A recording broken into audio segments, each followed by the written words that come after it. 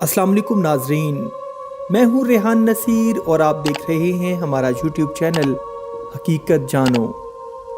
दोस्तों, हर शख्स की उम्र मुकर्रर है, ना उससे घटे और ना बढ़े। जब वो उम्र पूरी हो जाती है तो मलकुल मौत उसकी जान निकाल लेते हैं। मौत के वक्त मरने वाले के दाएं बाएं जहां तक नजर जाती है, फरिश्ते ही फरिश्ते दिखाई देते हैं। मुसलमान के पास रहमत के फरिश्ते, काफिर के पास अजाब के, और मुसलमानों की रूह को फरिश्ते इज्जत से लेकर जाते हैं और काफिरों की रूह को फरिश्ते हिकारत के साथ लेकर जाते हैं। रूहों के रहने के लिए मकामात मुकर्रर हैं, नेकों के लिए अलहदा और बदों के लिए अलहदा, मगर वो कहीं हो जिस्म से उनका ताल्लुक बाकी रहता है। कब्र पर आने वाले को देखते हैं, उसकी आवाज़ सुनते हैं, और मरने के बाद रूह किसी दूसरे बदन में जाकर पैदा नहीं हो सकती। मौत यही है कि रूह जिस्म से जुदा हो जाए, लेकिन जुदा होकर वो फना नहीं हो जाती। दफन के बाद कब्र मुर्दे को दबाती है। जब दफन करने वाले दफन करके वापस जाते हैं तो मुर्दा उनके जूतों की आवाज़ सुनता है। उसके बाद दो फरिश्ते ज़मीन चीरते आते हैं।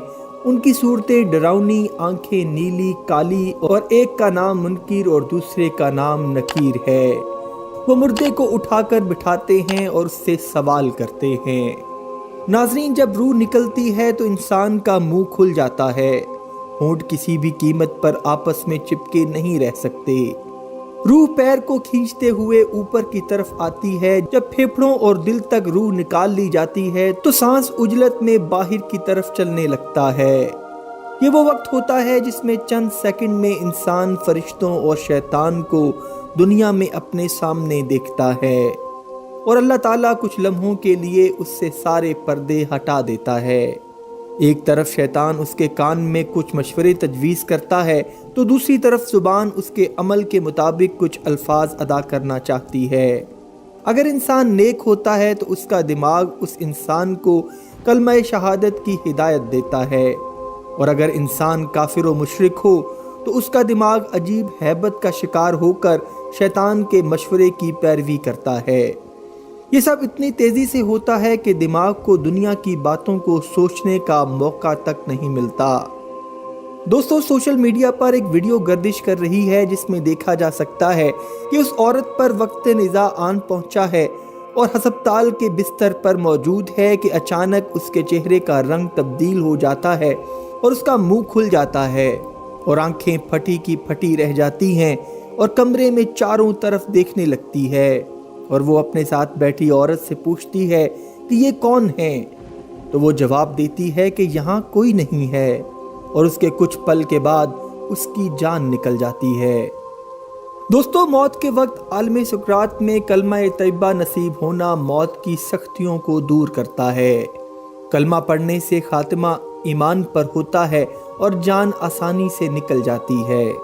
हज़रत याहिया बिन तलहा बिन अब्दुल्ला रज़ियल्लाहु तआला अन्हो से रिवायत है कि हज़रत तलहा रज़ियल्लाहु तआला अन्हो को अफसरदा देखकर लोगों ने उनसे पूछा कि क्या बात है, तो उन्होंने जवाब दिया कि बेशक मैंने नबी पाक हज़रत मोहम्मद सल्लल्लाहु अलैहि वसल्लम से सुना है कि मुझे वो कलमा मालूम है कि जो शख्स इसे मौत के वक्त पढ़े तो उससे मौत की तकलीफ़ दूर हो जाए, चेहरे का रंग चमकने लगे और आसानी से देखे। मगर नबी पाक हज़रत मोहम्मद सल्लल्लाहु अलैहि वसल्लम से वो कलमा पूछने की मुझे जुर्रत नहीं हुई। ये सुनकर हज़रत उमर रज़ियल्लाहु तआला अन्हो ने फरमाया कि बेशक वो कलमा मुझे मालूम है। तो हज़रत तलहा रज़ियल्लाहु तआला अन्हो ने पूछा कि वो क्या है, तो फ़ारूक आज़म रज़ियल्लाहु तआला अन्हो ने फरमाया कि हमें मालूम है कि कोई कलमा इससे बड़ा नहीं जो हुजूर नबी करीम हज़रत मोहम्मद सल्लल्लाहु अलैहि वसल्लम ने अपने चचा हज़रत अबू तालिब को वक्त निज़ा में पेश किया, और वो है ला इलाहा इल्लल्लाह। हज़रत तलहा रज़ियल्लाहु तआला अन्हो ने पूछा तो क्या यही है, तो हज़रत फ़ारूक आज़म रज़ियल्लाहु तआला अन्हो ने फरमाया कि वल्लाह यही है। दोस्तों, मौत के वक्त की तकलीफ़ निहायत सख्त होती है।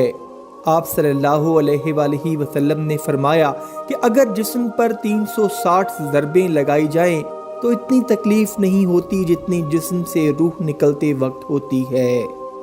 بے شک نبی پاک حضرت محمد صلی اللہ علیہ وآلہ وسلم موت کے وقت ہوئی تکلیف سے نجات کا ذریعہ ہیں۔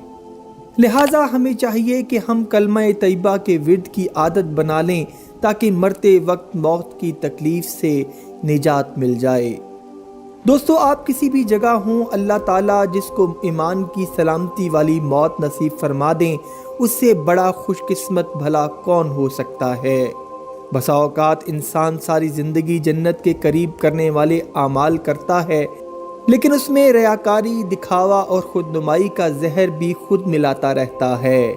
اس لیے رضائے الہی، اخلاص اور خدا کی خوشنودی ختم ہو جاتی ہے، اور پھر خدائے علم جزل کا قانون عدل یہ ہے کہ جو جیسا کام کرے اس کا صلہ بھی اسے ویسا ہی ملے۔ اور اس لیے کبھی گناہوں کا زہر یوں ظاہر ہوتا ہے کہ انسان کی زندگی کا اختتام بہت برا ہوتا ہے، اور کبھی خدا کی رحمت ایسے کروٹ لیتی ہے کہ کسی نالائق اور عذاب کے مستحق کا بھی بیڑا پار لگ جاتا ہے۔ وہ ساری زندگی کفر میں مبتلا رہتا ہے، لیکن یکا یک اللہ کی ذات اس کو حسن خاتمہ کی دولت عطا کر دیتی ہے۔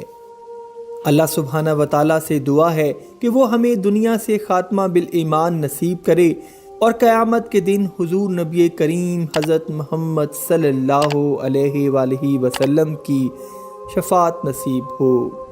آمین یا رب العالمین۔ وما علینا الا البلاغ المبین۔